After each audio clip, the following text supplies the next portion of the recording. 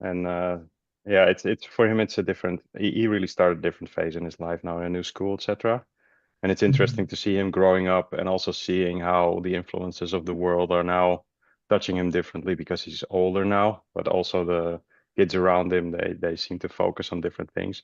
So me and my wife as parents are seeing that, and let's say it's challenging to let go and not at the same time feel responsibility as a parent, right? So, but it's good because I now have a feeling that I can see things that he's doing, and I can compare and relate them to what I was doing in the past. And now I've actually experience in how you shouldn't do it. So I'm trying to at least give him that feedback. So yeah, we'll see. Okay. Good to see you and hear from you. Yeah, I'm very Okay. grateful to see you. Thank you for all your guidance. All right. So I'll move on to the next person now. Thank you, Tanajan. Okay. Next, Andrew. Andrew, where are you from? Um, Greetings, Dhammatalk. I'm from UK. Yes, this is your first time here. Yes, Ajaan. Yes. Okay, what can I do for you? I just wanted some advice on practice of mindfulness and how to deepen my practice. At the moment, I'm practicing properly since 2023. But when I say properly, I'm not able to keep mindfulness throughout the day. When I'm meditating mostly in the evening for 1 hour, and that's it. And then the mindfulness is like it goes down, it deteriorates as the day passes. Yes, you just have to keep on being mindful as much as possible. When you're starting, it's like a child learning how to stand and walk. You Yes, might not be able to do it for a few steps, and then you fall down, and then you get up again. So you have to be patient in developing mindfulness. Try to tell yourself be mindful. You have to have something to keep your mindfulness going. Either a mantra, Bhutto, Bhutto. You can yeah, I recite use it. it, or you can watch your body movement activity. Mm-hmm. Be with your body all the time. Stay in the present. Don't let your mind go think about the future or the past or about anything. Just stay with the body. If you don't Yes, use the mantra, or you can use the mantra with the body as also. That's also possible. yes. I think I have to use mantra because my mind is like it proliferates. It thinks quite a lot. Yes, So to stop mantra will it, be good. Yeah, mantra yes, is good for. yeah, So yes, you can choose, and you can maybe alternate, change them. When you're tired of reciting Buddha, maybe your thought is not so much proliferating, then you might can just keep watching what you're doing with your body. yes, Ajanta. And when you have time, try to sit and meditate. When you Yes, meditate, you can either use the mantra or use the breath as your object of mindfulness. yes. I will bend my mind to meditate because at the moment I'm meditating in the evenings, 1 hour, and sometimes I'm lazy getting up in the morning. I have time in the morning. From if I get up early, say 5 or even 4 o'clock, I have time 2 hours in the morning to meditate. But I'm just fighting my own laziness to wake up. I struggle to wake up sometimes and meditate. Yes. I'm a beginner level, so I'm doing my best. I have to bend my mind, you know. Yeah, you have to push yourself. Yes, It won't go by itself. So you have yes, to try to try to tell yourself you have to do it. You know, no one else can do it for you. yes, Tanajan. And in next meeting you can ask me. So I have that thing that, oh, I have to do it in the morning because Tanajan will ask me the question. That will motivate me, I think. So yeah, try to set up I'll try schedule that. for your practice, Yes. and try to stick with the schedule. Yes. If you don't have a schedule, then you might have excuses. Oh, I'm busy. I have to do this or that. But if you set up a time schedule for your practice, then you cannot use excuses. Yes, Tanajan. Okay.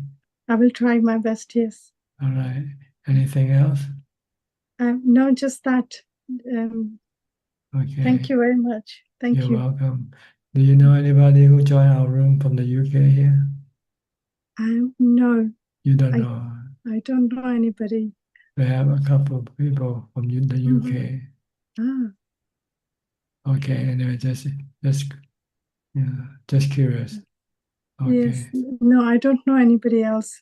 But maybe I thought attending regular, I will know. Yeah. I thought someone might recommend you to join the room. Ah, yes. Thank Okay. you. Nice talking to you. Nice talking to Thanajan. Thank you. Okay. Next, I think Josh was here before, and I think, disconnected us back again. So I'll go to Josh first. Hi, Josh. Hi, Ajaan. Can you hear me? Yes, perfectly. Yes, Where are you from? I'm an American right now in Copenhagen, and I'm on my way to the Thai forest tradition in Ajahn Chah Monastery in Norway. So the Vihara out there, I'm going to stay there for a week.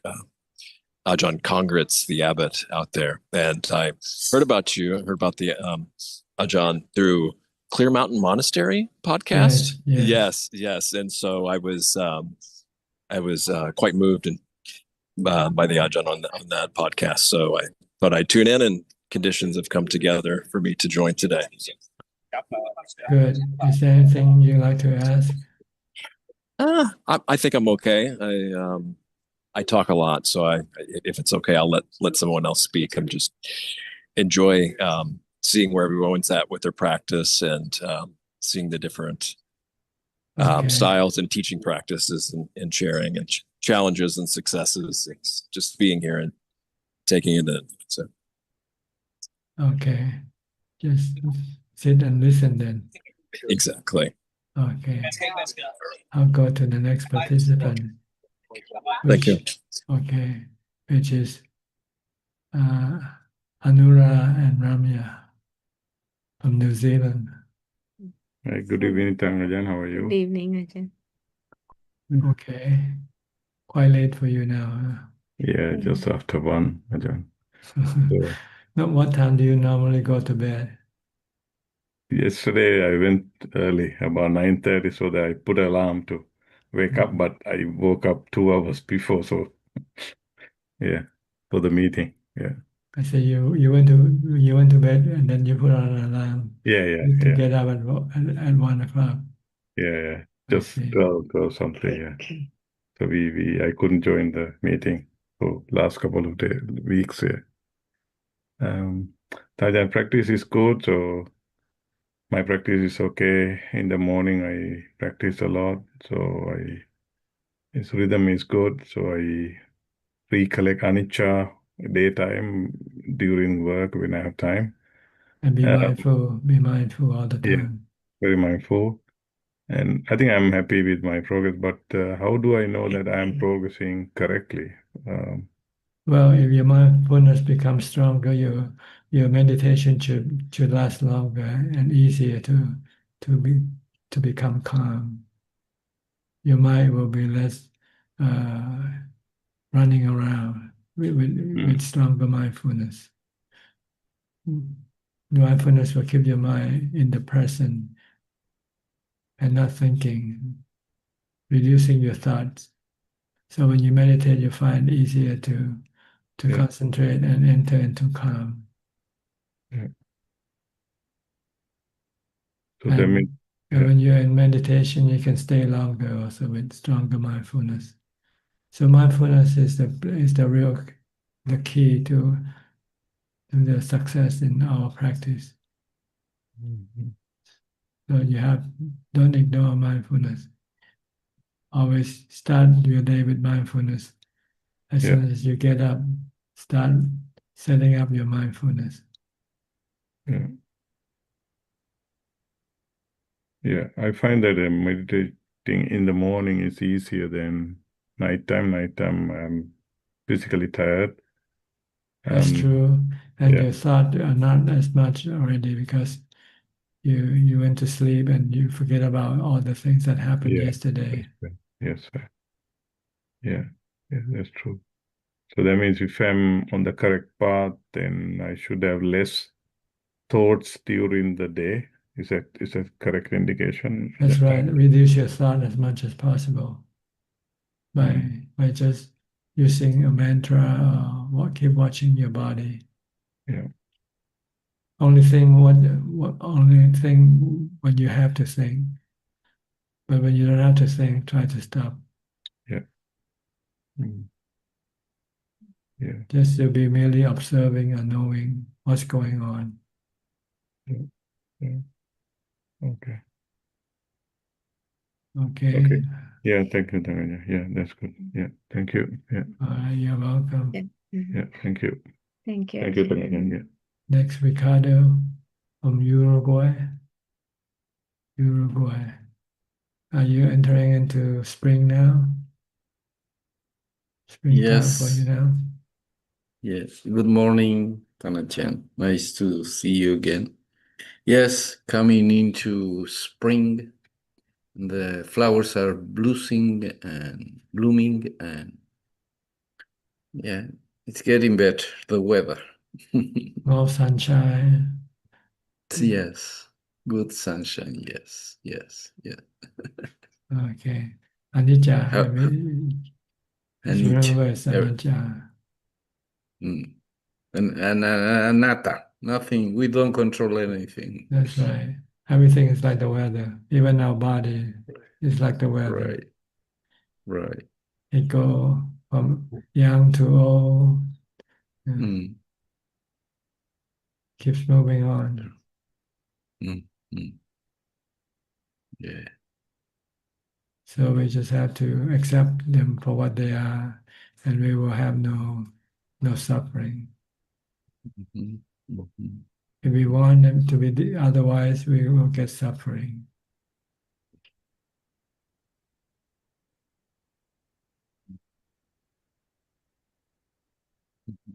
So you need a lot of ubekkha to be able to accept things as they are. So you need to practice a lot of meditation to get into the fourth jhana,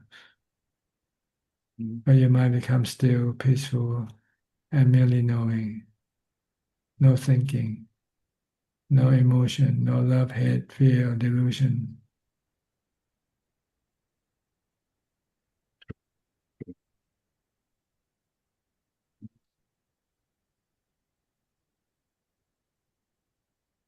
Do you have any question? Not really. I just each word that you said, although we have heard it many times, each time is like a new refreshment to our practice. And I think with all your metta and all the kindness you put on every word and every teachings, our heart gets bigger. I think, I don't think, I feel that our gratitude to your teachings and the Buddha's teachings are so big that we cannot express, but it leads us to the good way, the good practice, some good actions. And I appreciate and I have deep gratitude for all what you do every Tuesday with the students. We are not too good sometimes because we don't practice 6 hours, as you say, but we try our best every day. Well, at least you tried, that's good enough. Better than not trying at all. That's positively thinking. Yeah. One is better than zero, so practice one, then move to 2 and 3. So you will gradually move up the ladder as you keep on practicing. Your mind becomes stronger, your mindfulness becomes stronger, then you can practice longer. So start with mindfulness. Mindfulness is the key to your success in your practice. True. Okay? True. No question. No, thank you for your teachings and guidance, and thank You're you. welcome. Thank you. You're welcome. Next, Roberto. Hi, Roberto. Where are you from? Hi, Ajaan. I'm from Brazil. Okay. What can I do for you? I just came here because I watch your live streams very often, and I wanted to come here and just say my greetings and my thank you for all your live streams. It's very helpful for me. And yeah, I have no questions today. Just it's a big honor and pleasure for me to be here. Okay. Good to meet you. I hope you will enjoy your practice and do more of it. Thank you. Okay. Your tips, your suggestions, and your teachings are very helpful all the time. I want to thank you for that. Yeah, happy to hear that. Okay. I'll go to Celia now from Peru. Are you in Lima, Peru? Hello, Prajan. Good evening. Yes, I'm in Lima. Still, Okay. I'm here Yeah. for yes. I just came to pay my respects to and also to show my gratitude for your teachings. But I think Ricardo already said everything. But yeah, I've also find it extremely helpful, your teachings on mindfulness, especially. Because you keep repeating it, and that's extremely helpful, no? And now I'm basing my practice in that, and I can see how helpful it is, no? During the day and also for meditation, no? For doing anapanasati. So yeah, extremely grateful and many thanks. Good. When you practice mindfulness, you are actually meditating without knowing it. You thought meditation, you have to be sitting still and close your eyes. But actually, you can meditate in all your waking hours. As long as you have mindfulness, you're practicing meditation. You're controlling your thoughts, your mind. You're trying to calm your mind down. And the good thing is that, of course, the waking hours are much more than the time that we can actually sit. So I feel that I'm practicing all day instead of just when. That's right. That's right. You're practicing all day. Don't have to wait for that particular hour that you set for your meditation. You can actually start meditating as soon as you get up, as soon as you wake up. Start reciting mantra or keep watching what your body is doing. That's all. You're practicing automatically. So when you sit, you can then continue on with your practice, and it will make the result come easier because you've been practicing already from the time you get up, not just when you sit and start to meditate. People thought you meditate, you only start your practice when you sit and meditate, when you become mindful. If you start mindfulness at the time of sitting, you won't be able to have enough mindfulness to calm your mind because your mind will be running all over the place. But if you control your mind, keep the mind stay, not running around, when you meditate, you'll find you're almost there. You're almost into jhana already. I don't know about that, but yes, I trust it now. Now just try to keep up with mindfulness. Don't lose mindfulness. You can practice in your waking hours. Don't have to wait for the time to meditate when you start your mindfulness practice. That will be too late to give any result in your meditation, in your sitting meditation. Ajahn. So many thanks. Okay. How's everything? Your mom okay? She had an infection, and soon we are going to have the results of their exams, the scan exams. And yeah, I'm going to have to take some decisions this week and next week, with the doctors. So yeah, trying to be mindful and take it as it comes, no? Yeah. Okay. Just don't forget the 3 characteristics of existence. Anicca, anatta. Yeah. Especially dukkha. In my case, it's dukkha, anicca, anatta. If you see the body as anicca and anatta, there will be no dukkha. Yeah. Dukkha only arises because you don't see anicca, anatta in the body. You see a person in the body. When in fact there's no person in the body. There's just only 4 elements in the body. And it's temporary. It doesn't last forever. It will return back to the original 4 elements. The body one day will then return to the elements, original state of the element. Earth, water, fire, and wind elements. No self in the body, nobody in the body, no you, no me in the body. You and me are in a different dimension. We are in the spiritual realm. We just connect with the body and use the body as an instrument to take us around to do things that we wanted to do. That's all. We are the knowing element that connect to the body and use the body as the servant to serve our purpose, our desire, our cravings. The reason why we love the body because we rely on the body for happiness. Without the body, we cannot have any sensual pleasures. So we cling to the body. We need the body like a drug addict need the drugs.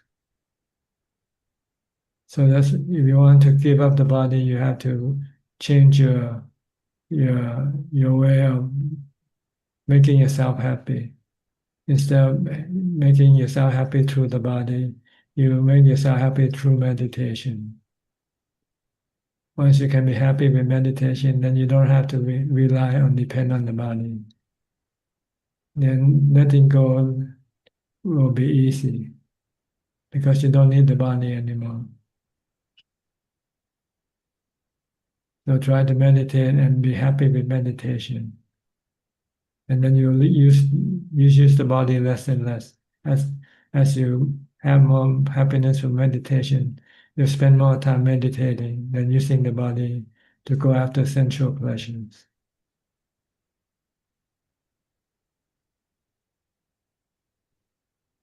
Okay, Many thanks, Prajan. you're welcome. Be well. Next, Professor Ken from Switzerland. Good afternoon, Tanajan. Yes, what can I do for you? Just listening at the moment, no questions at the present time, Tanajan. Are you back at work again now? The semester starts next week, but Next week. I've managed to give up most of my teaching, reducing a lot now, so I don't really have much to do. Mm-hmm. So you have more time to practice then? Yeah, I've been winding down things and... Okay, you're starting a new job, giving up the old job and starting a new job. Yeah, it's been a part-time job so far, but it's increasing now, the practice job. The job that will stop all jobs. once you finish with this job, you don't have any job left to do. Good. That's my goal. Yeah. Then you can relax for the rest of your eternal life. I hope so. Okay, good. Okay, then Ajahn, You're thank you. welcome. Next, Aparachita from Dubai.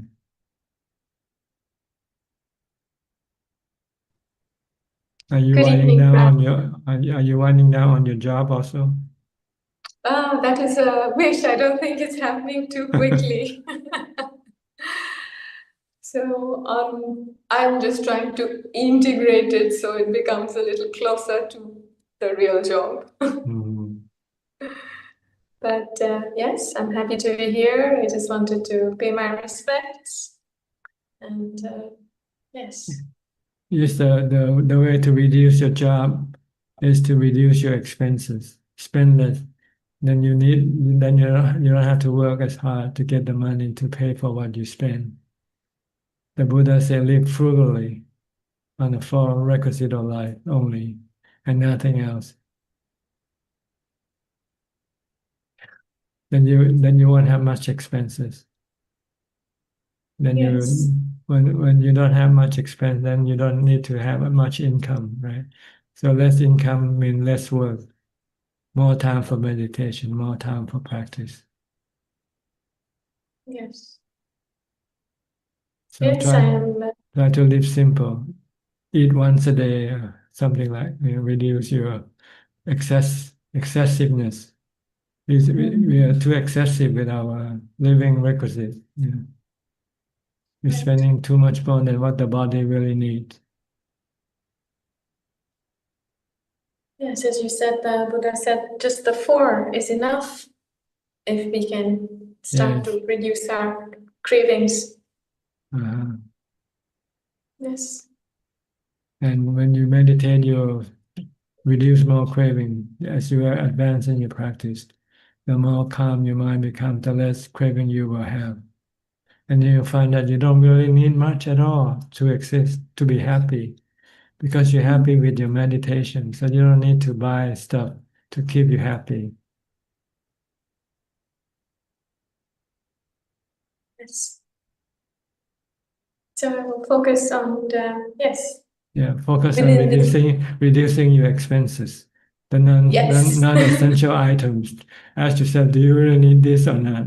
If you don't need it, okay, get rid of it or stop using it. Stop spending money on it. Yeah. Then you'll find that you become richer, because you That's spend less. true. Yes. Yes, I'm working on that and not being sort of mindlessly spending and yes. Yes. So We spend the money to keep us happy. That's the reason why we spend money, because we feel sad, we feel lonely, we feel not happy. So we thought by spending money on something will make us happy. That's the wrong way. You should meditate to make yourself happy and save the money for the essential thing. right. Yes. Okay. Okay. Yeah.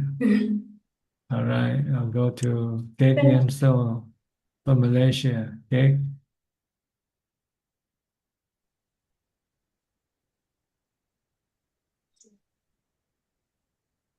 Hi, Ajahn. Just to pay respect, yeah.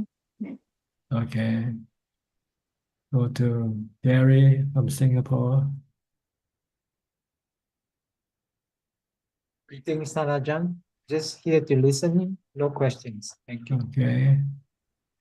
To Vancouver, Sweden, Czech. Greetings, Greetings, Ajahn. Ajahn. But Ajahn, you Okay. mentioned that we use our body for happiness, right? But what like for beings in other realms without body, what they use to gain happiness? They use their good or bad karma.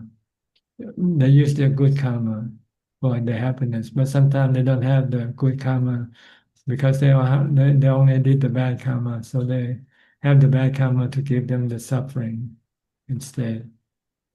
So they don't have any happiness, like in No, like in the realms of the hungry ghost, the hungry spirit, the scary spirit, and hell. There's no happiness there because they are using their bad karma. Oh. So no breaks, like always unhappy. No. Mm. If you want to be happy when you don't have a body, you have to make good karma, like do dana, charity, give to charity, or do sacrifice your something for other people to make other people happy, or meditate. If you meditate, then meditation is a good karma. So you can use meditation to keep your spirit happy when you don't have the body. Well, actually, if you can meditate, you don't really need the body in the first place, anyway. But for those people who still need the body for sensual pleasure, they have to do good karma, like dana, giving to charity. Yeah. This will then give them the good feeling to keep them happy when there's no body, when the body dies and they exist alone without the body, then they have to rely on their good karma to keep them happy until they get to the next birth.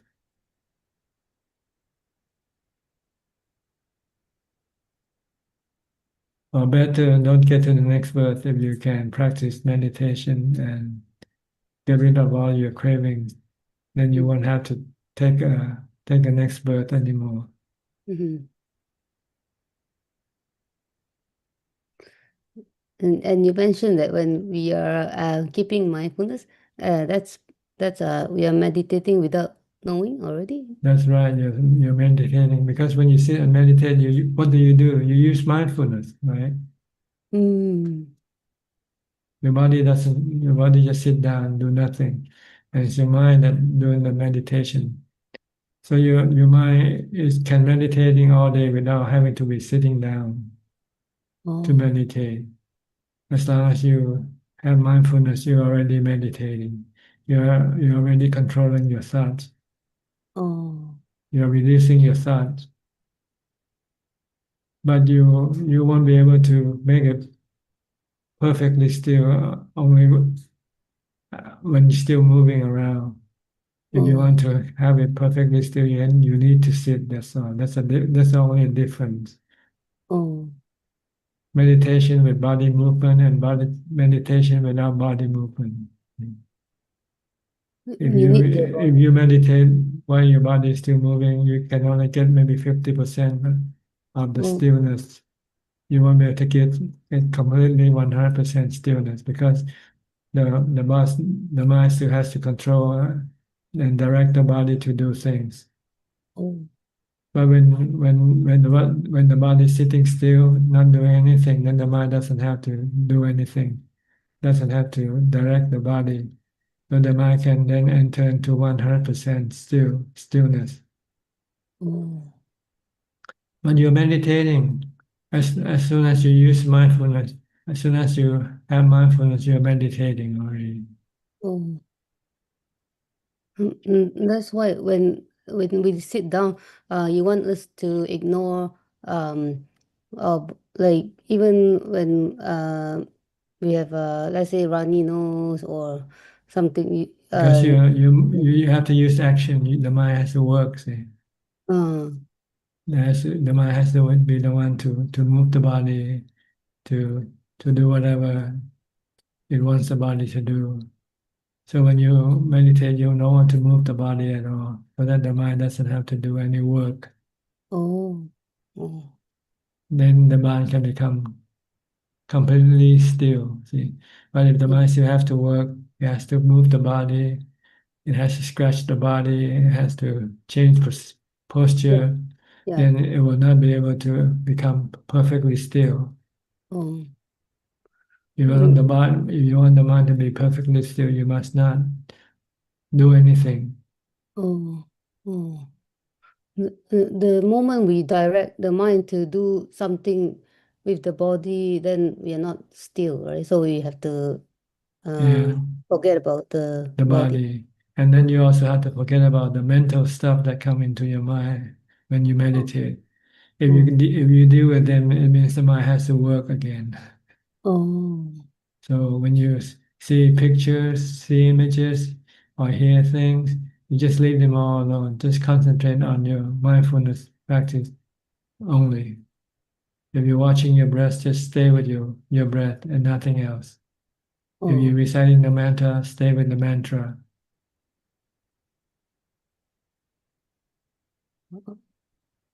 okay. So you're meditating actually all day. As soon as you use mindfulness, as soon as you practice mindfulness, you are meditating. Only the difference is how much stillness can you get from your mindfulness practice. If you're sitting still, you get 100%. If your body is moving around and you have to do things, then you might only get 50% of the stillness of the mind. But it's better than not. Yeah. Or some people just sit and not being mindful at all, and then they think they're meditating. They sit there and they think about this thing, think about that thing, Yeah. and they thought they're meditating. Oh. You must not think.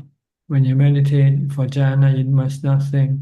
People want to contemplate, investigate the body, and this is not meditation as far as for the jhana is concerned. Oh. And your contemplation or investigation into the truth of things will not be effective or will not be fruitful because you won't have the ability to to get rid of your suffering caused by your defilement. The reason why you contemplate, you want to teach the body to let go of the cravings or attachment to things. Yeah. But if you don't have equanimity, you won't be able to let go anyway. Oh.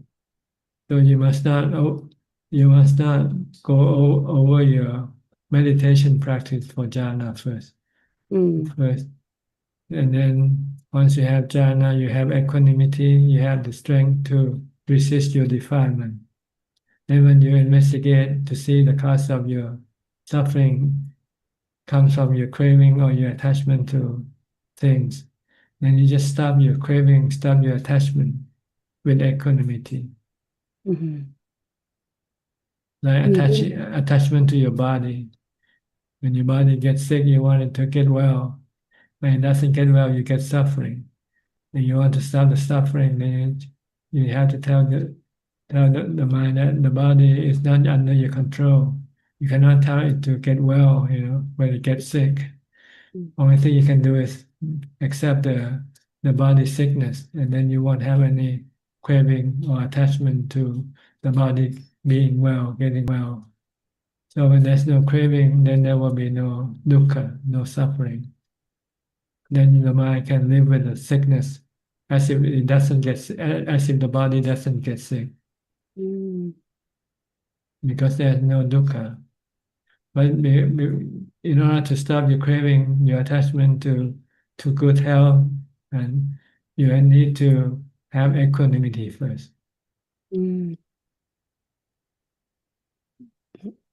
So don't worry too much about contemplation or wisdom yet. You have to get to jhana first. Get to equanimity first. Once you have equanimity, you can remain calm and peaceful and not being disturbed by your sickness. When you realize that if you try to change or try to influence the body in any way, you might not be able to do it. And when you cannot do it, you get dukkha. If you don't want to get dukkha, then you just have to leave the body alone. Let the body heal itself. In the case of death, you just have to let the body die. If you don't want to have any suffering, any dukkha. If you don't want to die, you don't want the body to die, you get lots of suffering, a lot of tormenting feeling, Yeah. fear, so forth. Oh. And to stop this, you need equanimity to be able to do it. When your wisdom tells you the problem is your attachment, the problem is your craving for the body not to die, but you cannot stop the body from dying. So your craving doesn't change anything. It only hurts yourself, only hurt the mind by creating suffering. Mm. If the mind doesn't want to have any suffering, then it has to stop its craving or its desire or its attachment to the body and let the body die. Leave the body alone. If you don't have equanimity, you won't be able to do this. Even if you know you have to let go, you cannot let go because your attachment is stronger than your mind to let go. Oh. Then you don't have the ability to let go yet without equanimity. Oh. So we have to practice letting go first by using meditation, mindfulness meditation to get to jhana, but then you can let go of things. Oh. Then when you come into a situation where you have suffering due to your attachment, then you can tell the mind to let go if you don't want to have any suffering. When you let go, then the mind becomes peaceful and no suffering. Mm.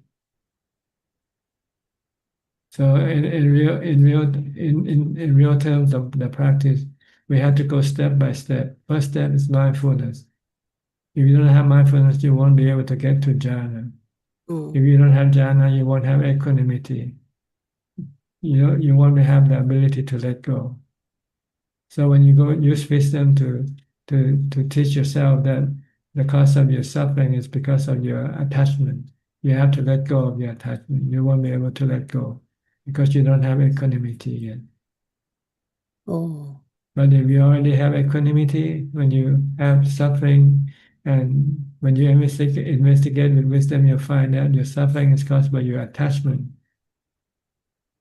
So you don't want to have any suffering, you just have to let go of the object of that you're attached to, like your body. Understand? Yes. So you have to go step by step, like studying, like this. When you learn, you start with ABC. You don't go to reading and writing right away.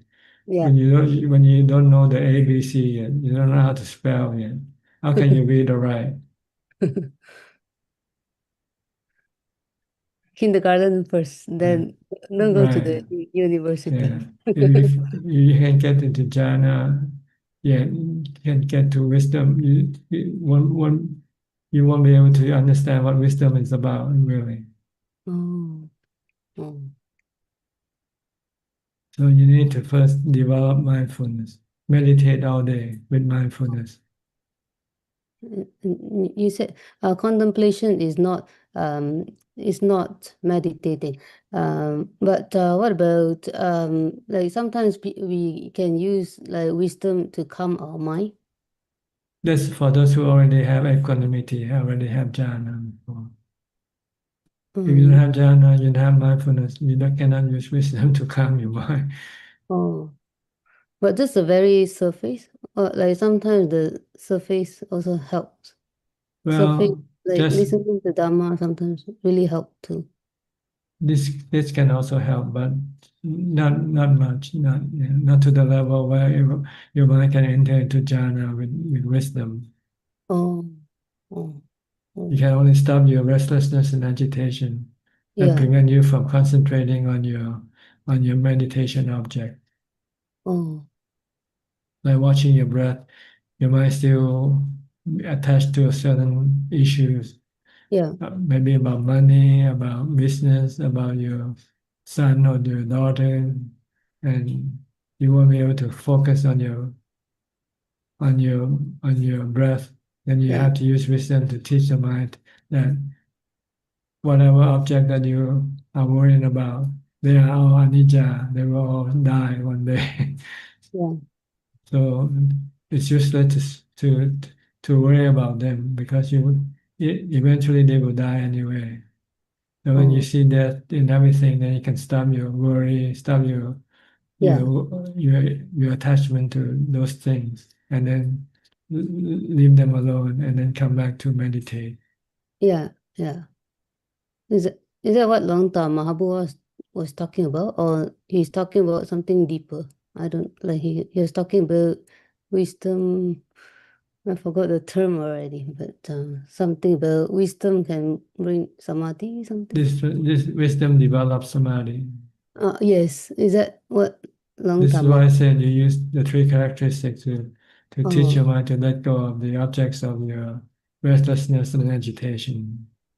yes. Is that something? This is more. This is very. This is more Unusual, subtle. Oh, it's unusual. Oh, unusual circumstance. Normal oh, when you don't have any issues, then you can yeah. focus on your breath or your Oh, mantra. oh, I see. I see. Okay. But sometimes you have some issues, like Yeah. your mother is in hospital and you Mhm. worry about her, so you cannot focus on your meditation. Yeah. So if you want to be able to focus on your meditation, you have to let go of your mother by accepting that eventually she's going to die anyway, right? Yeah. Because she's anicca, she's Yeah. anatta. So when you see anicca, anatta in your mother, then you say, okay, leave her alone. Then you can then come back and focus on your meditation. Oh. Or whatever issues they are. If you see anicca, anatta in those issues, you can let go of them. Your Oh. business is anicca, anatta. So one day Mm. you're gonna lose your Yes. business. You don't have it forever, do you? No. Okay. So why worry about losing it? When you have to lose, you lose. You cannot stop it from losing. Yeah. Or the accident that you had, when it Yeah. happened, you could not stop it from happening. If you just Yeah. keep worrying about it, does it change anything? It doesn't change anything. Mm. The accident is still gonna happen. Yeah. Yeah. So whenever you have any issues with anything, just see them as anicca, anatta. Yeah. It's very helpful. Then you will have no dukkha because you Mm. let go. And then you can come back and focus on whatever you want to focus upon. Oh. But that's just a very surface, right? Like that's not really true. It doesn't get you into jhana. Oh, You okay. still have to come back and watch your breath or recite the mantra to get into jhana. Yeah. Unless something very, very can't think of the word, real critical or real very strong, like you're Mm. facing death, for instance, Mm. and then you investigate the nature of your body as anicca, anatta, and Mm. let go of your attachment and willing to let the body die. If you can let Mm. go of the body and let the body die, then you might not be able to enter into jhana. Oh. You have to have something real strong. Like when you come face to face with a tiger or something, Yeah. and you become very fearful, afraid, then you use wisdom to teach the mind to let go of your body because the body doesn't belong to you. The body is gonna die anyway, sooner or later. Maybe now is the time for it to die. So you can Mm. accept death at that time, then your mind will be able to let go of your attachment to the body, and the restlessness and agitation will disappear, and the mind will enter into jhana. Oh. You need something real strong to force the Strong. mind to jhana. Like Ajahn Chok. Was it Ajahn Chok? I don't Ajahn know. Chah, Ajahn Chah, Chok. yeah, no Chok, Chah. oh yeah. And He like to walk meditating at night. Walk, with the and he tiger. comes face to face with the tiger.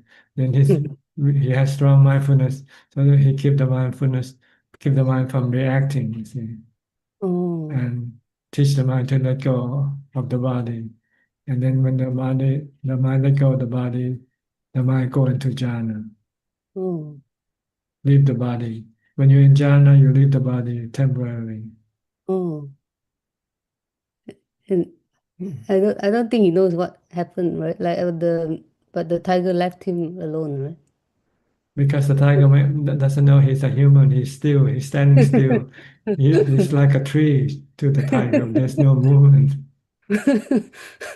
Oh, The tiger couldn't tell the difference from a body standing still to a tree, right? oh. It's similar. And like the Buddha's father you mentioned before, also he before death, something like he was facing death too, and then Yeah, he was very ill, Mm. and so the Buddha taught him to let go of the body, and he let go, and he became enlightened. Mm. Extreme situation sometimes. Yeah, you need extreme strength, something really, really strong to push your mind into jhana. You need Oh, to lose something extreme, lose your yeah. body, lose your business, maybe, I don't know, lose your wife or lose your husband. That's extreme. Has to be a big event. Yeah, It's something you better can. to practice every day then, I think. Just to be sure. But if you don't have mindfulness, you won't be able to concentrate your mind to investigate. Yeah, yeah, You'll be just just so fearful. You just want to run yeah, away from the situation more than anything yeah. else. So it's not easy. It's not Not easy easy, to yeah, use yeah, wisdom to get your mind into yeah, jhana, into samadhi. yeah, yeah.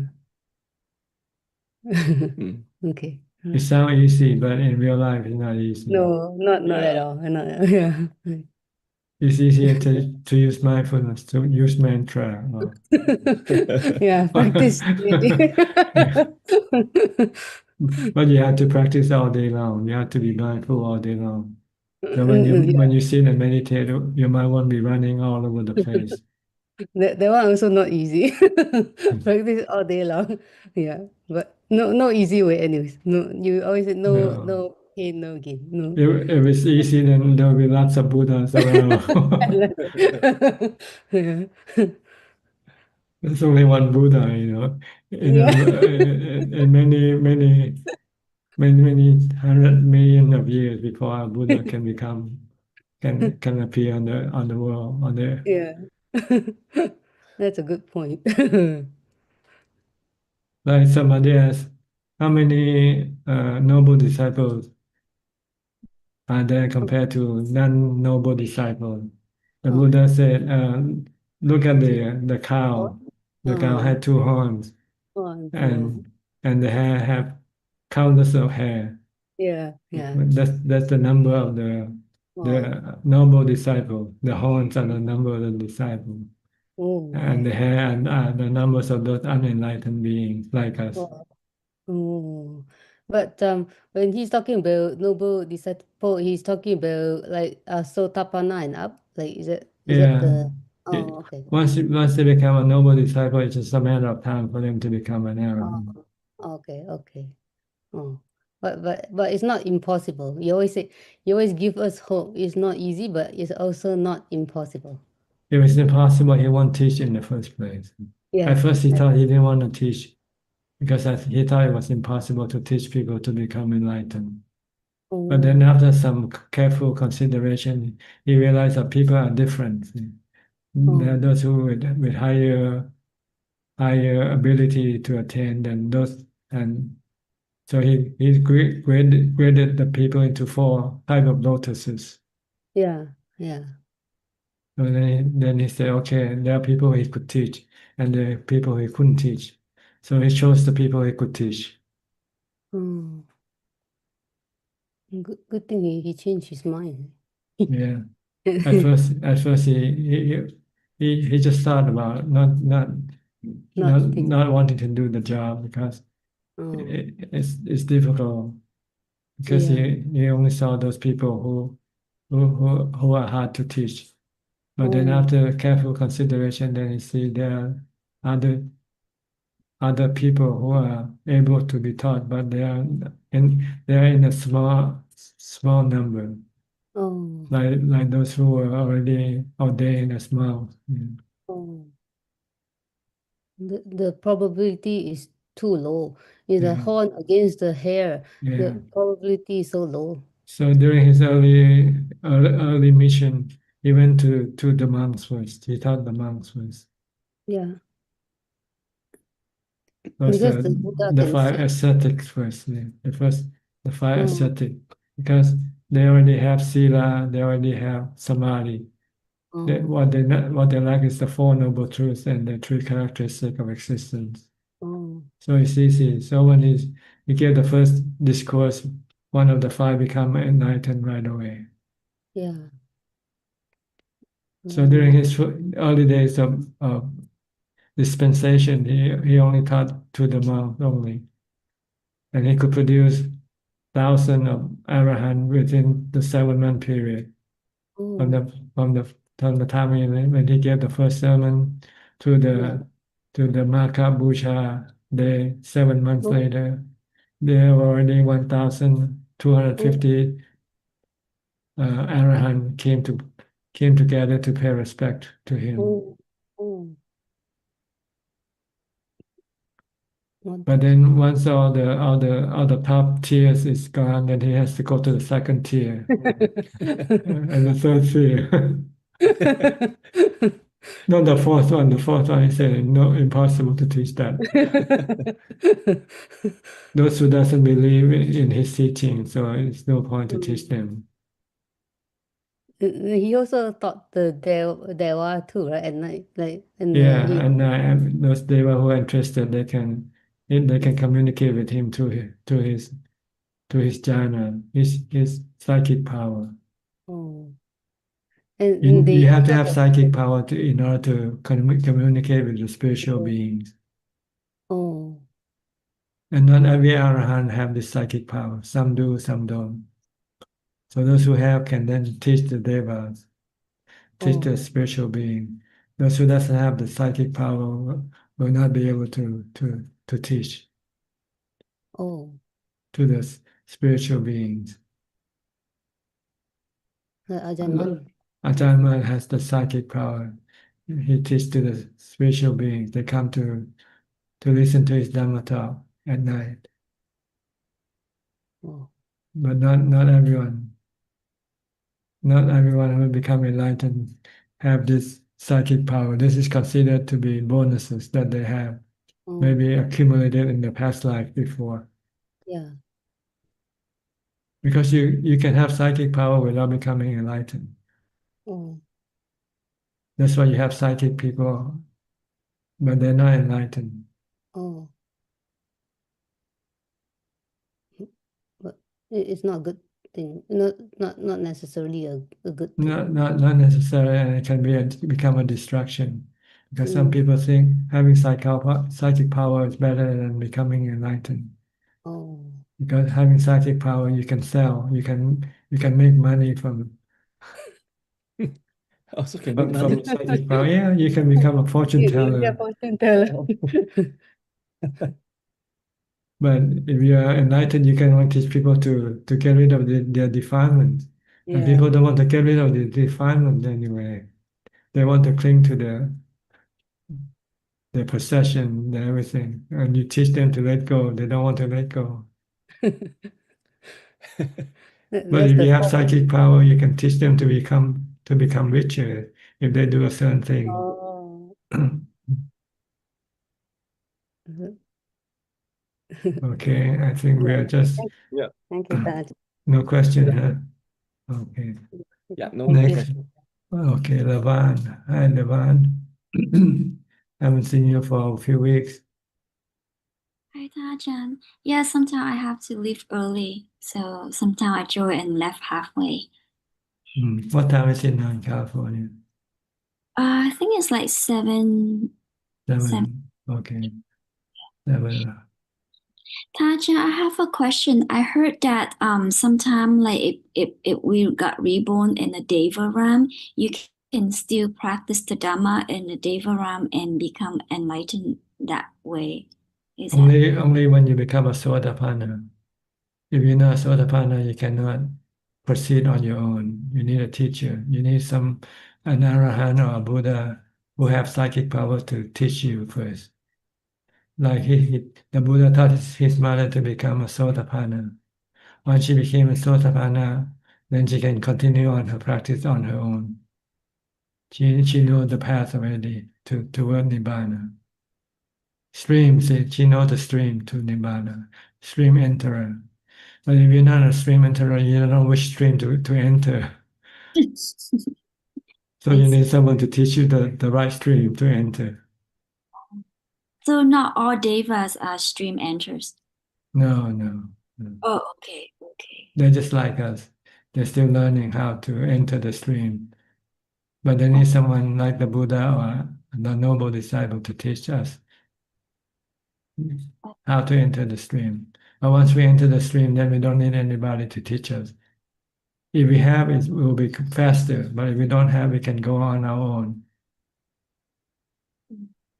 using trial and error method.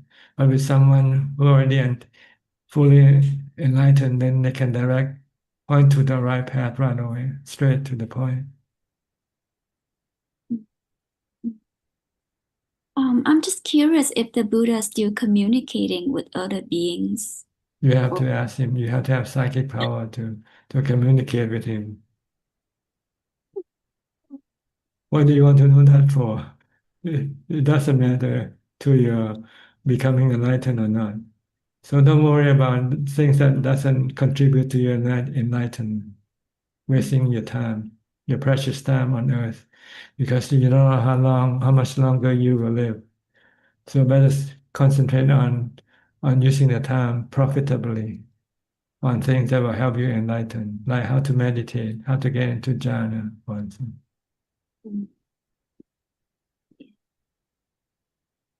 Okay, anything else? No, that's it. Yeah, thank you. Okay, you're welcome. Next, Nita and Saket. Namaskaram, Ajaan. Yes, how are you? Doing good. Thank you, Ajaan. And how are you, Ajaan? Fine, thank you. Okay. Ajaan, I had a question. So one is, of course, you've advised us to do the 6-hour challenge. Mhm. And when possible, I'm trying to do so when time permits. And I also wanted to know that on certain days, instead of that, maybe sitting and walking meditation, alternating that for a long period of time. What do you suggest, Ajaan? Is that okay on certain days and certain days 6-hour challenge? It's up to you. See. The harder the challenge, the more rewarding the result. Yeah. The easier the challenge, the less rewarding is the result you get. Okay, yes. You can just practice normal mindfulness from the time you get up to the time you go to sleep, but you won't get as much as like forcing your body to become still or to be in one place, because then the mind has to be you need a lot more mindfulness to keep the body still. Okay. Yes. Thank you, Ajaan. And in case time permits, then if we want to block out, let's say, few days, I don't know, maybe 2-3 days, maybe a week, for maybe like our own at-home meditation program, Yes, the more the better. Intensive practice, less communicating with other people or sensual objects. Try to restrain your mind from accessing all the sensual objects by staying secluded, alone by yourself, and do only meditation or mindfulness.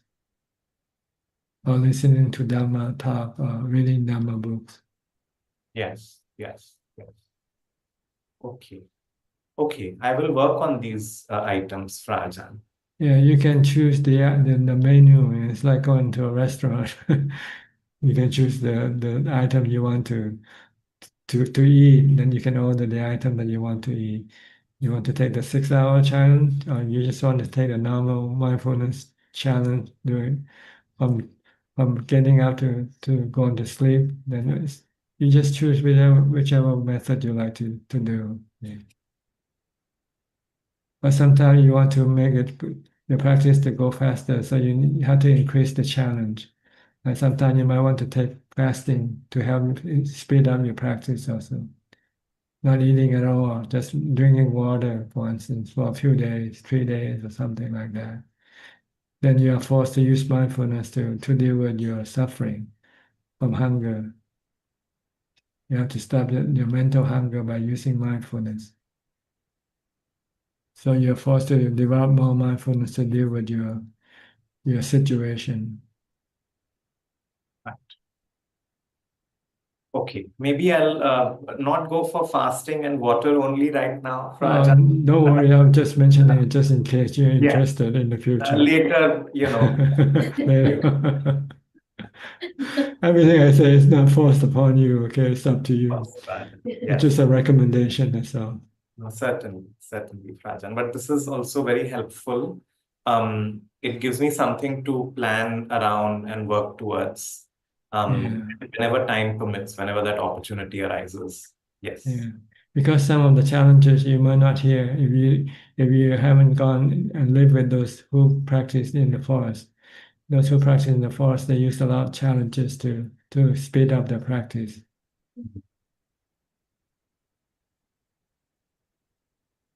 So I just introduce you to these challenges just in case you're interested. That's all. Of course, yeah. No, certainly. In fact, earlier I was having, for most of this year, I was having some issues with my blood pressure. And so I wasn't able to skip the evening meal. But recently I've been able to, I met a doctor who found out I was being over-medicated. And anyway, so now that issue is sorted. So Okay, now I good. can slowly start again, skipping evening meal and slowly I'm working towards You that. can do it slowly, moderately. You don't have to do it extremely yet. Like instead of the 6-hour challenge, you might just want to do the 1-hour challenge first, You don't have to do the 6-hour right away. You can work up from 1 hour to 2 hour to eventually up to 6 eventually. Yes, I'm able to do the 6-hour challenge, Ajaan. Okay, good. Couple times last week. You find it beneficial? Do you find it beneficial? Yes, very much. Difficult also, but it's becoming less difficult with each time I do it.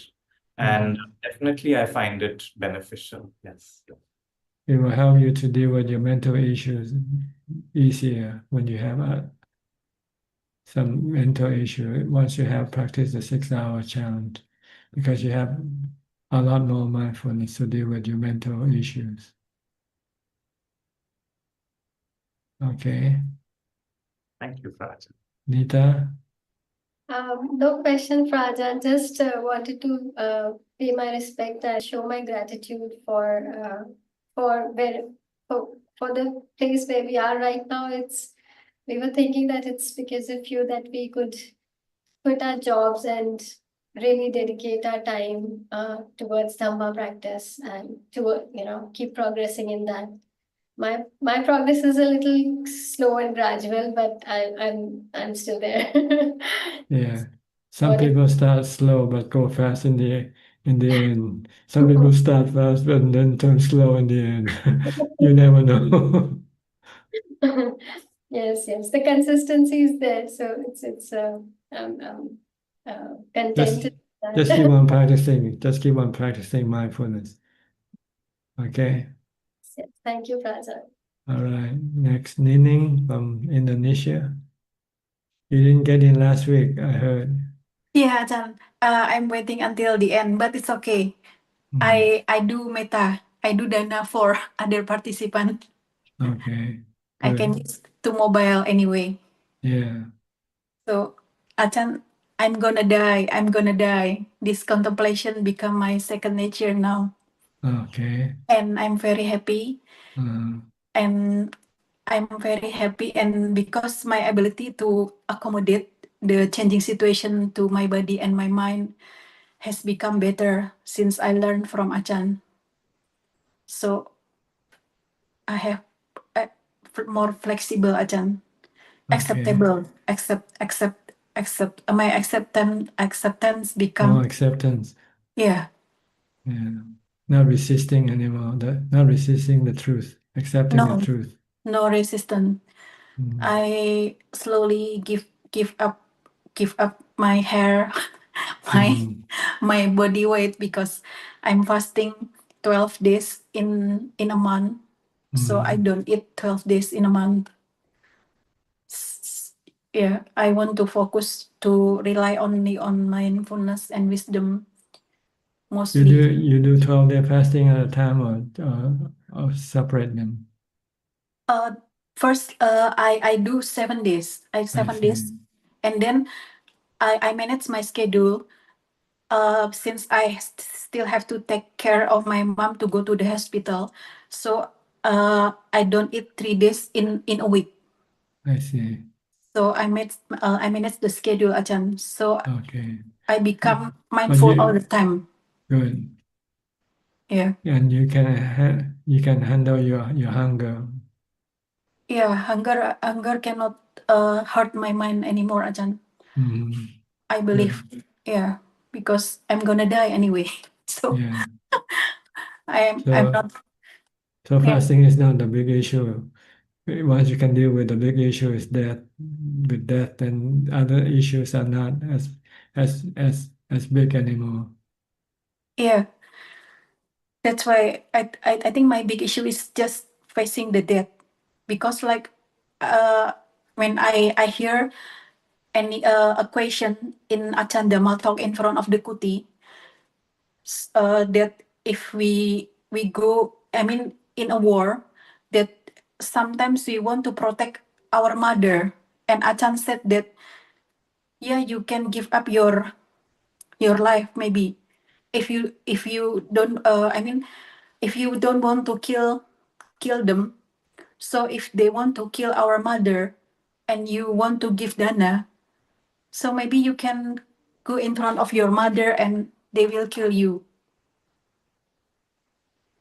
Is it correct, Ajahn? I mean, It's up to you. It's your body. yeah. That's why it's so inspire me a lot, Ajahn, because we don't want to kill someone, and when someone want to kill us or to kill our beloved ones, so we can let go our life. Yes, just let it happen. If you cannot stop, then what can you do? If you cannot stop them, then they're just gonna kill you anyway, right? So if you willingly accept death, then there will be no suffering for you. And the practice, when I keep on doing and practice more and more fasting, my acceptance and I mean, I become more easy to let go, Ajahn. Yes, you have more equanimity. Yeah. Just let it comes and go. Let it comes and go by itself. Everything is anatta, not under your control. Yeah.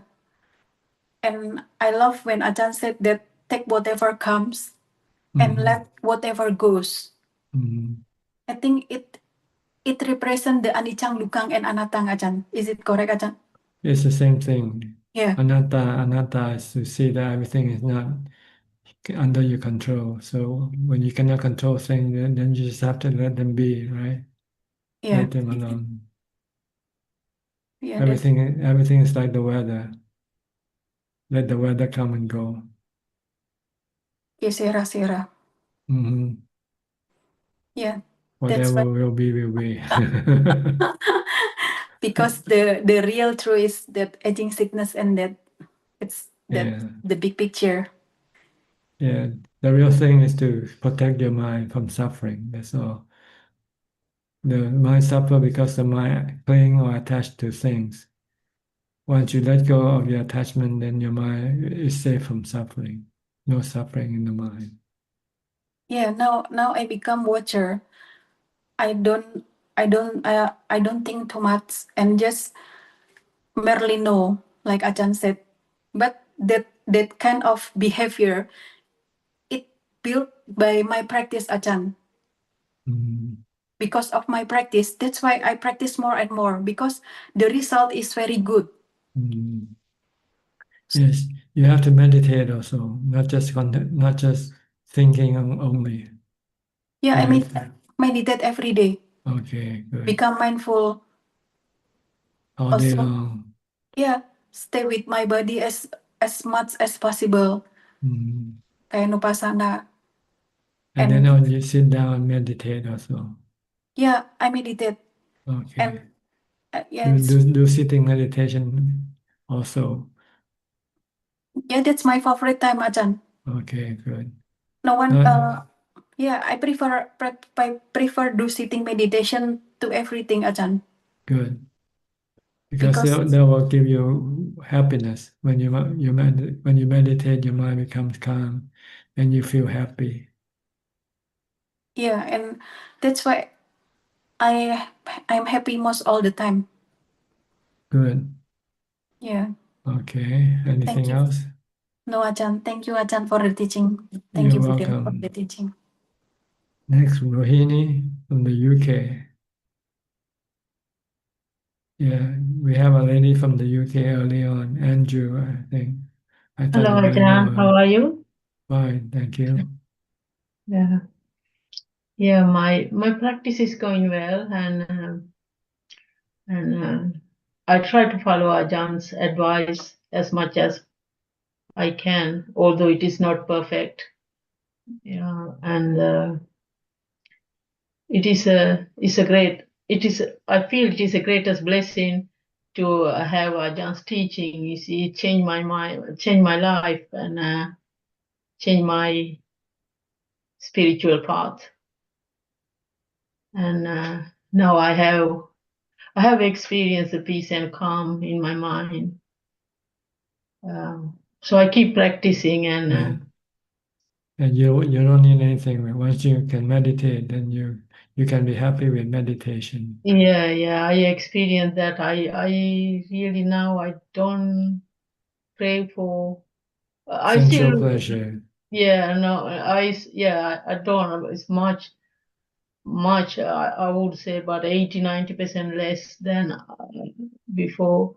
But I still care because I cook. Sometimes I still go for certain food that I like. That kind of things Yes. still there. So Try to resist your desire to cook the food you like. yeah. Cook the food that is good for the body, not for your. If I'm a vegetarian, I don't eat meat anyway. So if somebody's offering me anything, it's my circumstances. So if somebody's offering me anything, whatever they give to me, as long as it's vegetarian, so I will accept and eat. But it's not this is I have to cook, so I look for food that I like. Look at the food as medicine that you take for your body. But I think I still enjoy that. So I think I should go for a very strong kind of fasting, long-term fasting or something like that to get rid of this craving. So I'm thinking of that. That's good. Yeah. So that's something that I have to deal with now. Otherwise, I don't have any craving for talking to people or meeting up with people or buying things and that and this, or going to places or. No entertainment. No entertainment. No entertainment at all. It's actually now in my mind. No. So you're actually living in a temple Your house has become a temple now. Yes, it is like a temple, really. Yeah. Good. My life is like a hermit's anyway. So yeah, I thanks Ajahn. I don't know how I'm very much grateful. You see at least last latter part of my life, I met Ajahn. So and Ajah's teaching is the greatest blessing. You can be happy. I mustn't miss this opportunity.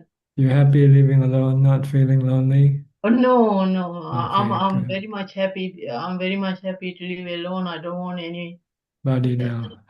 any contact with anybody, because even if I do have any contact, that is only Out of necessity, not out of yeah, pleasure. Okay, yeah. good. You're on the So right track. You're on the right track. I actually have my greatest um Stay respect, mindful. Stay greatest mindful all day my long. greatest respect to Ajahn to Okay. give us this teaching. I mean, Practice mindfulness all day long. yeah, Okay. it's good, but I watch my breath most of the time. Okay. You Yeah, can watch and anything you like. I do walking meditation as well. Okay. Thank you, Good. Ajahn. Thank you so much. Does the time pass quickly? Yes, I try to yeah, I follow a schedule. Yeah, so yeah. Okay. So when I feel kind of like not I can't when I can't meditate or my mind, so I listen to Ajahn Dhammatalk or read Dhamma books or something like that. Okay, good. Okay. Just spend have your time, have your day occupied with practicing. It's only practice, Okay, either good. sitting or walking or listening to Ajahn Dhamma talk or reading books, Ajahn I'll teaching. be mindful with whatever you do. Yeah. Okay, good. Thank you, Ajahn. Thank You're you. welcome. Next, Masha from Ohio. Hello. Hi, how are you? Oh, pretty good, actually. Yeah, I think the practice is going Pretty well. calm, pretty calm. Yeah, last week I was watching on the Facebook live stream, and it's so helpful when you say the same things over and over and over. Like you're telling us that to see things like the weather, like our moods and the state of our body and mind, that it's all coming and going like the weather. Not under our control, really. Yeah. So last week, that really it penetrated deeper. And so I had like a really great week of just watching everything coming and going. That's right. And it's like, okay, I'm not controlling this. And then the more I see that I'm not controlling, I'm more in that empty space of just merely knowing. That's right. And then there's no problem when I'm in that space. Yes. And then I'm happier. People around me are happier. It's like the whole thing, it's like a complete package.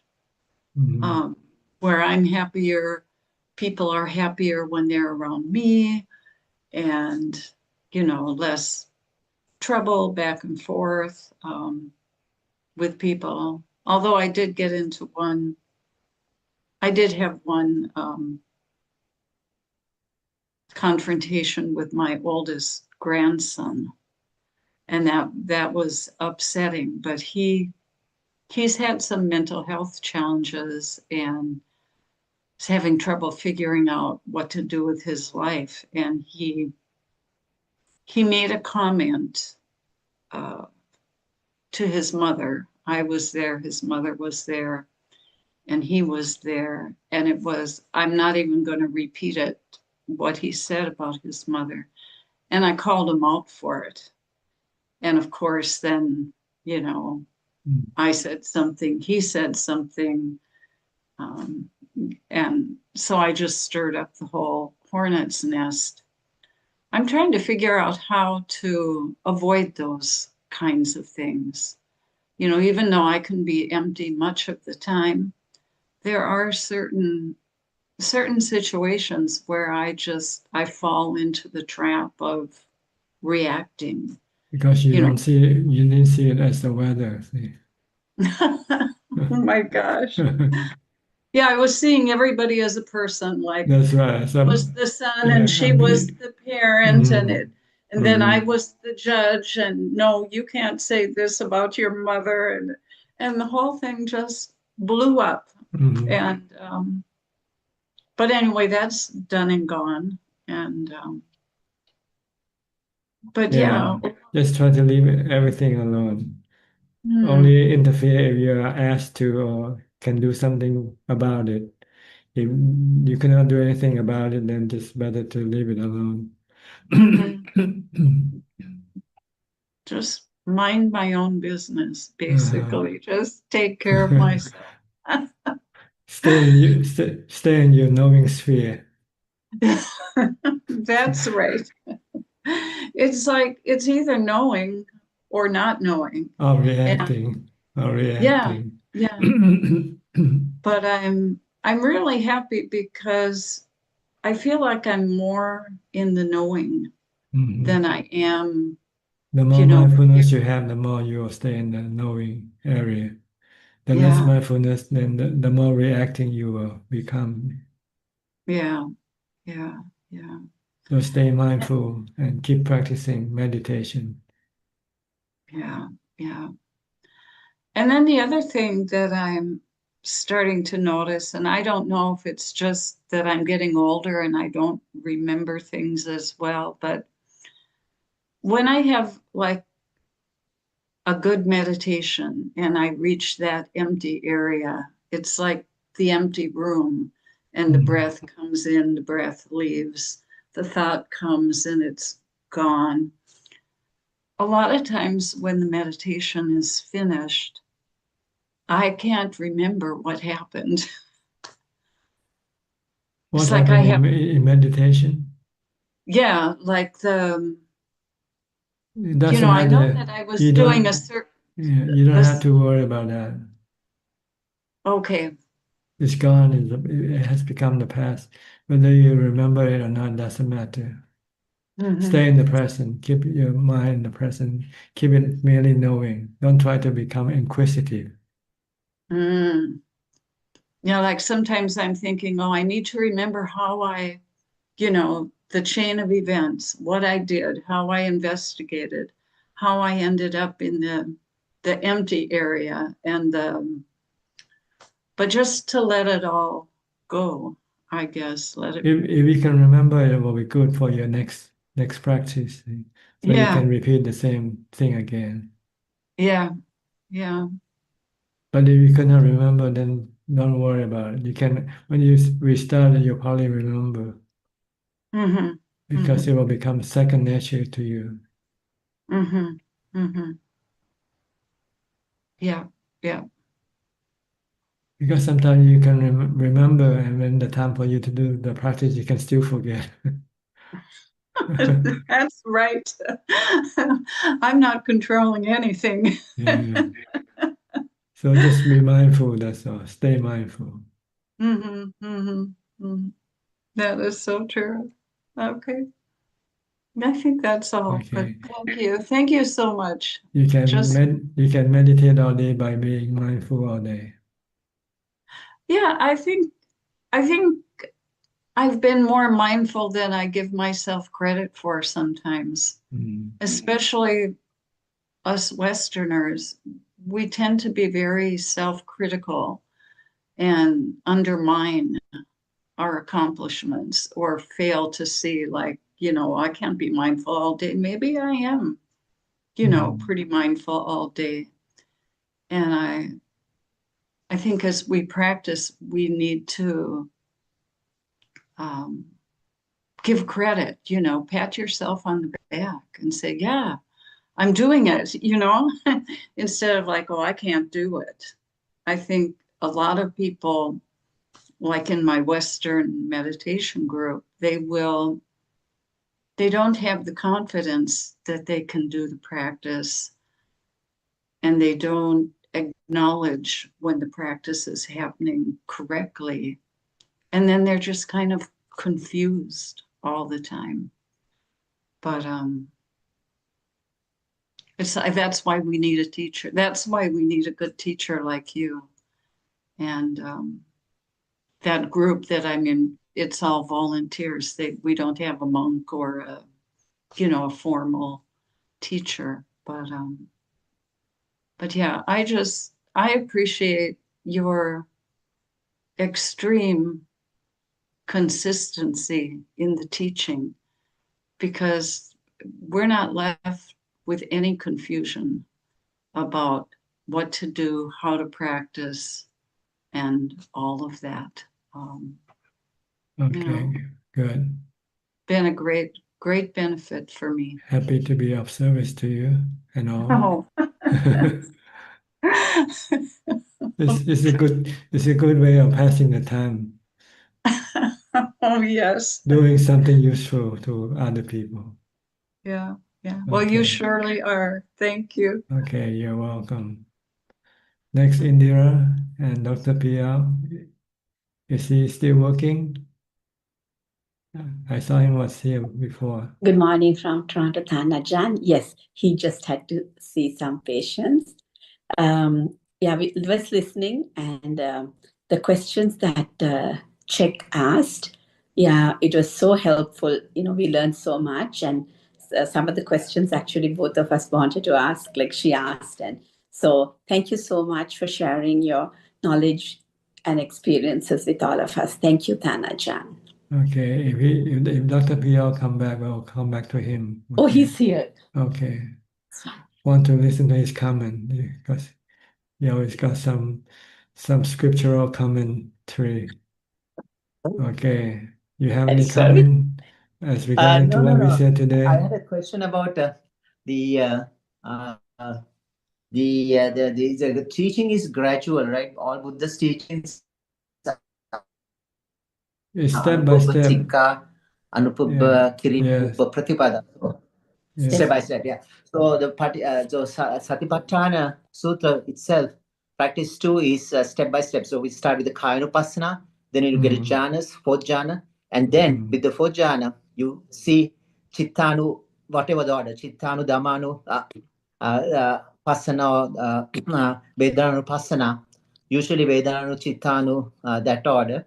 So that's when you really see, although theoretically this studied the text, but you really see the Chittanu, Dhammanu at that level when the mind is so quiet, when the first thought comes out, first feeling, perception, anicca, dukkha, anatta, and then it goes away. Again, so you extend your equanimity further by wisdom at this stage. Is it correct? No. Well, you use wisdom to protect your equanimity from being overrun by your craving, by your defilements. Yeah. So at that stage, your mind is so quiet, like nothing comes, thoughts are gone. But the first thought arises is Chittanu. I mean, you see, then use your wisdom and see it's arising and pass away. It doesn't stay. So you back to base, like keep at your base with the equanimity base. Only when you are attacked by your craving, then you lose your equanimity base. Equanimity. Then you have to use wisdom, the 3 characteristics, to teach your mind to stop the cravings. Yeah. Then you can return back to your base again. Yeah. Because even the thought comes, the thought will perpetuate when there's only craving. But if you know the thought arising and passing away, there is no craving. There's no prapancha anymore. Besides the thought, what you see, what you hear also can create your craving also. Yeah, but at that stage, the hearing, the senses, 5 senses generally completely shut off. You don't even think about the senses. Senses may come into play later if you carry on with the thought, and then you want to see, when you want to hear, then you pull out your never mind. So But so you don't think, but when sometimes you in real life you still have to come and meet people, see things, and hear things. And when you see things and hear things, your craving can come up also. Come up again. Not from the thought themselves. Yes. But by when I see you and you start to say something bad to me, for instance, I can get bad cravings from me. So these are the defilements underlying which Anushya. Anushya, the trains or asavas which trigger. That destroy the equanimity. Yes. Then you use wisdom to get rid of this defilement. Then you can return to equanimity without having to use mindfulness. That's right. So the hindrance at that stage of equanimity is the underlying defilements. Those are the hindrances, right? They are the fetters. Fetters. They are the fetters, the 10 fetters that you have to get rid of in order to retain your equanimity. Once you get rid of all the 10 fetters, then you have permanent equanimity, which is Nibbana. That's right. So this Clear enough? very clear. Very clear. You have to first get rid of the 5 hindrances to get into jhana. Yeah, of course, jhanas. Yes. Once you have the jhana, then you still have the 10 fetters that will try to destroy your equanimity. So there's somebody all the time trying to mara. That's right. Try to destroy your equanimity. Yeah. Yeah. I have one question, Thanajan. Now, Buddha always, when he speaks, he said, Dana, Sila Bhavana, like generosity, morality, and Bhavana.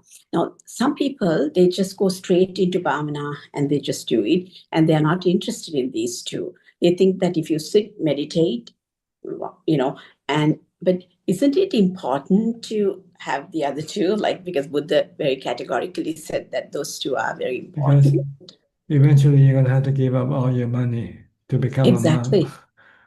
Exactly. So if you cannot give a small percentage now, how can you be able to relinquish all your wealth? Because you want to live a life that doesn't rely on money.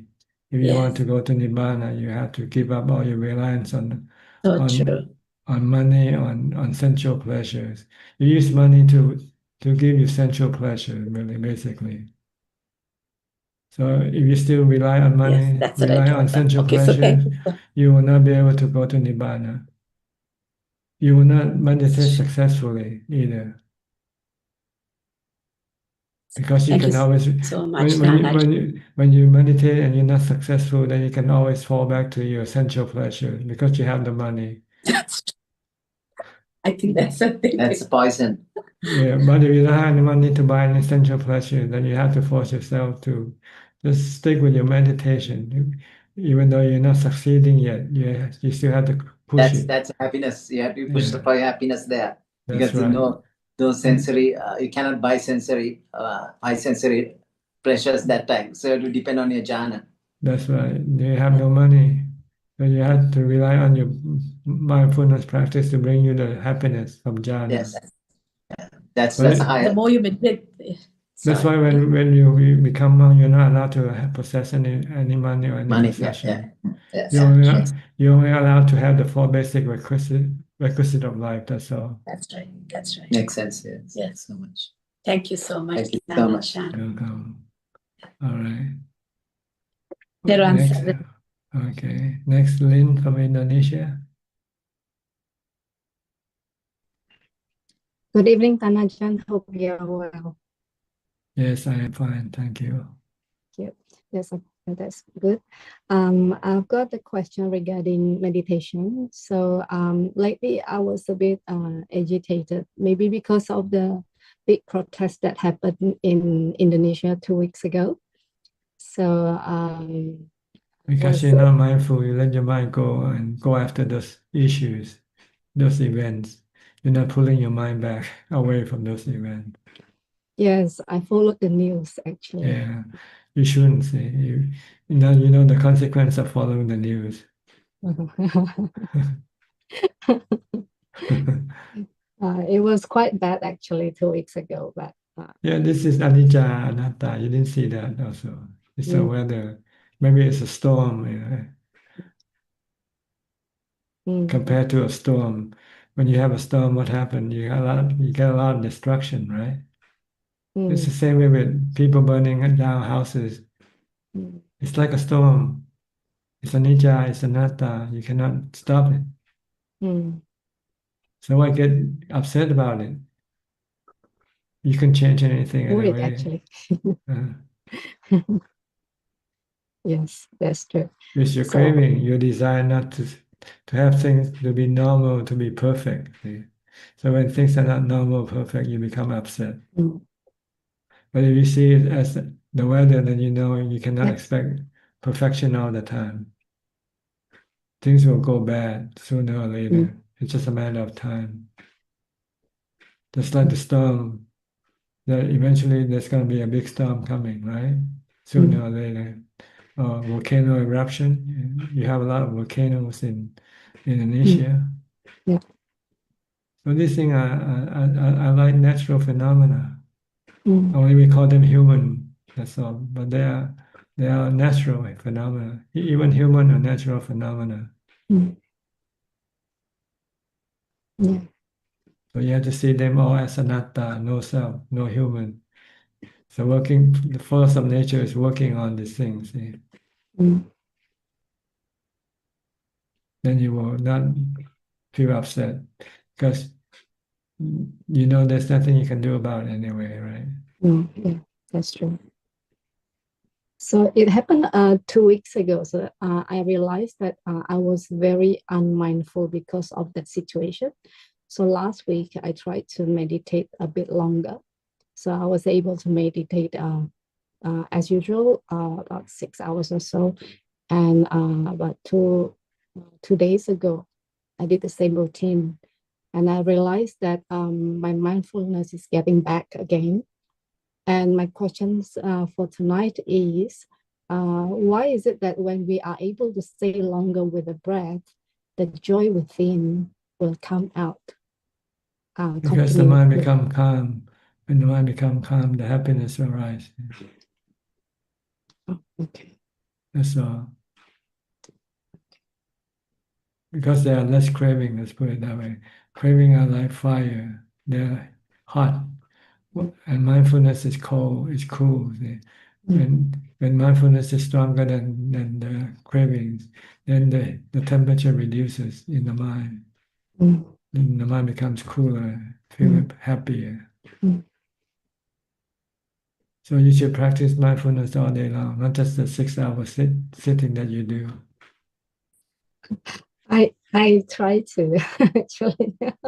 Why not? You can do mindfulness with your daily activity, with whatever you do. Yeah. You don't have to limit your activity. You still can continue doing your activity, but be mindful of the activity. That's all. I teach, so I need to engage with students. You're mindful. You can be mindful with your teaching. Mindful with your reaction to your student. Stay mindful. Then you're actually meditating while you're teaching, while you're working. Yeah, right now I just meditate 3 hours a day. That's my meditating time. That's the formal one. That's the sitting Yes. meditation. But you can do the informal one also. You might not get the best result from them, but you still get at least half of the result from your activity, mindfulness. Better than nothing, That's true. So when you come and meditate, you have stronger mindfulness, and your meditation can be better, can be more calmer and easier. I'll try harder tomorrow. Yeah, do it until it becomes second nature to you. Then you'll find that your practice is going better and better. Okay. Okay.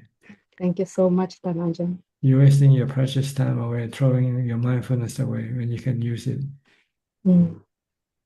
Yes, that's true. Okay. Yeah, thank you. That's right. Next, Philip from Malaysia. Good evening, Ajaan. I don't have any questions tonight. Just glad to be listening in. Well, last but not least is Steph from Oregon. Yeah, I think you almost last, I'm not sure. Any comment, any question? I've been working really hard during the week. So what I do is I wake up and I do a nice long sit, and then I get the kids ready to go to school, and then I practice mindfulness throughout the day. I sit in the backyard underneath a tree. It's just wonderful, my week. But then the weekend, when I have to be busy and I have to leave, that's where I can get grumpy. And so while You lost your driving, mindfulness. You lost your mindfulness. yes. And I was driving and I got really grumpy, and it came to my mind. It was like, you need to breathe. If you were breathing, you wouldn't hold on to this anger. And I was able to breathe and I was calm. But then on the way back home, it happened again. So it is just that I need to work on my mindfulness. I have Yes. to. It is continuous. Okay. Continuous. Okay. So even though I'm doing really well during the week, the weekends. Okay. All right. Just try harder. Okay. Okay, good though. At Yeah, least now you know what the problem is. The problem is your lack of mindfulness. It is. It is. Yeah. Always. Okay. Okay. Thank you, Ajaan. I appreciate it. You're welcome. I think Pauline Soon is our last participant. Hello, first time to see your face. Have heard your question for many years now. Can you unmute your microphone first?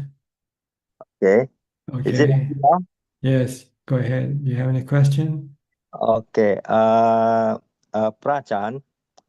Actually, I'm the beginner of Dhamma. Since 2020. At the time was COVID season. So I was starting with this meditation, and then without knowing of the Dhamma.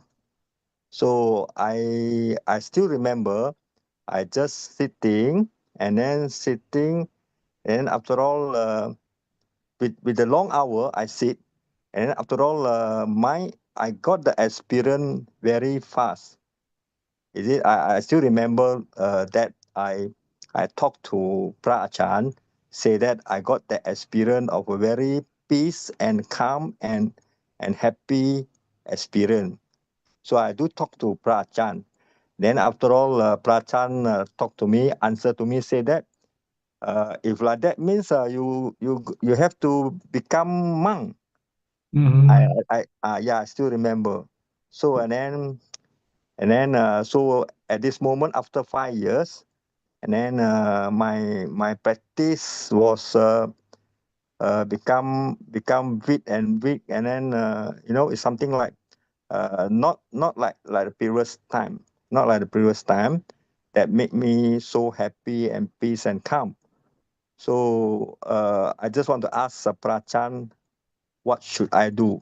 But actually I knew that I was unmindful. And then I can't make it like those days. I can't make it like those days that I practice. That's a problem. So like those days I can meditate for maybe continuously. I sitting. But now maybe once a day I just sitting for morning and night. That's all. That will be my problem. And then the other thing is I am very difficult to mindful in a whole day.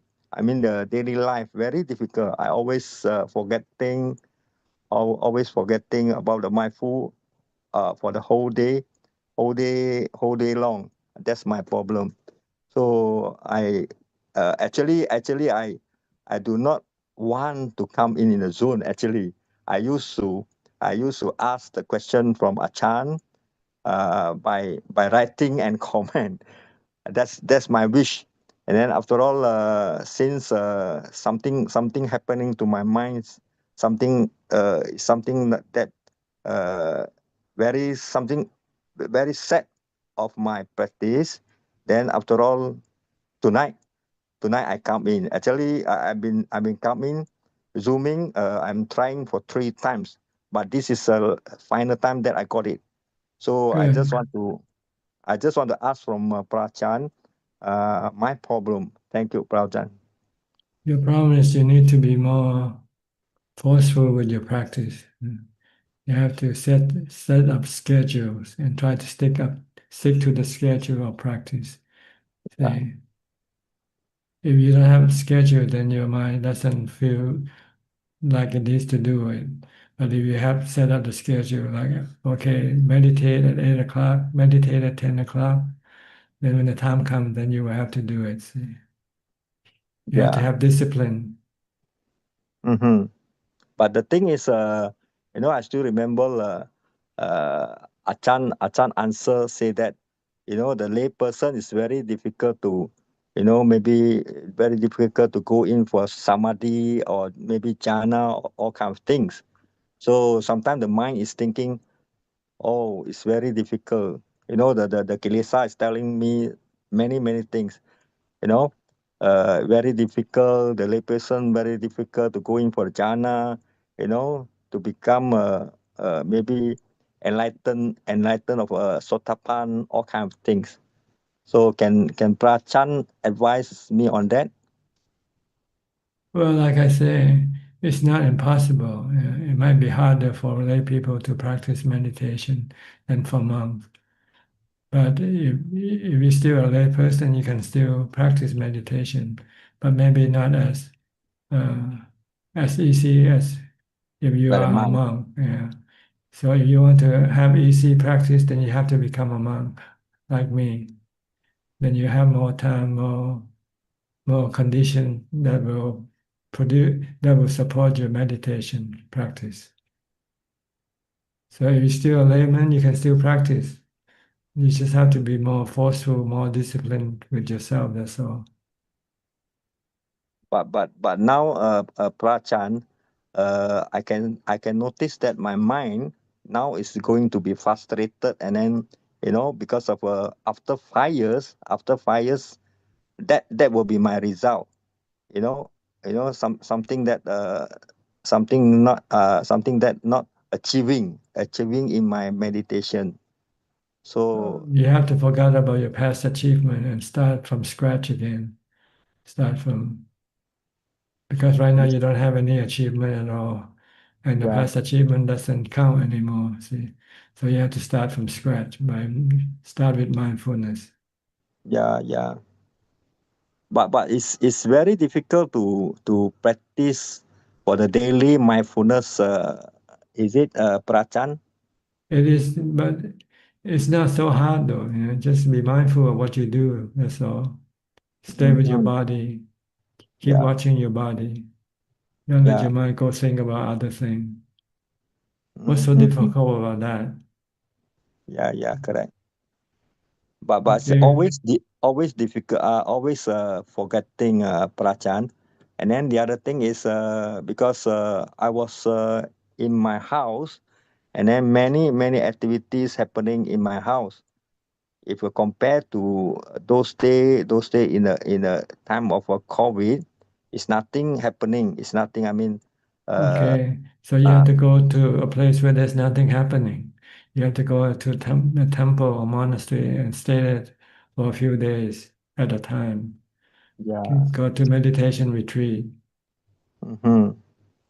Okay. All right, we're running out of time for tonight. Okay. Thank you, Thank you Prachan. okay. Thank you, Good, Prachan. good to see you first time. Yeah, thank you, Prachan. You're welcome. Okay, we'll go to Kunjup now for the remaining questions. We have Namaskar,ท่านอาจารย์ค่ะ. We have 5 questions this evening, and the first 4 questions are from the assistant Gmail, and they're from Lana. Question 1: Does kissing break the 3rd precept? Kissing. Yes. Well, it's starting to break the precept. you have to be sleeping with each other before you finally breaking the precept. Question 2, is sex before marriage counted as a sin in Buddhism? It's considered to be sexual misconduct. Question 3, if one is fully independent adult woman, including financially independent from her parents, would it still break the precept regarding sexual misconduct? Well, according to Buddhism, you have sex only to your married partner, like your husband.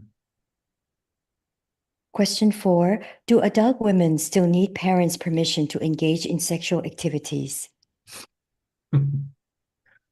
I guess, I don't know, according to the tradition, I guess, if the tradition say you can do sexual conduct without your permission, then you can do it. Yeah? It's a matter of cultural standard, I guess. And the last question is from Ananda Kaur from Facebook. Bante, is it true that our suffering comes about because of our mental stories? If we stop thinking, suffering stops. Is this correct? Partially correct. You're thinking some of them can cause you suffering and some of them doesn't cause you suffering. It depends on what you think. If you think with cravings, then you will have suffering. But if you think without craving, then there will be no suffering. That is all. Okay. Well, that's about all the time we have for today or tonight. Thank you for your participation. I hope this meeting is useful and can help you move on with your meditation practice. In the meantime, please stay safe, be mindful all the time, and keep on practicing. And if all goes well, I'll see you all at the same time next week. Thank you and goodbye. Sadhu, sadhu, sadhu. Ajahn. Thank you, Amin. Thank you, Amin. Everyone. Thank you, everyone. Bye bye.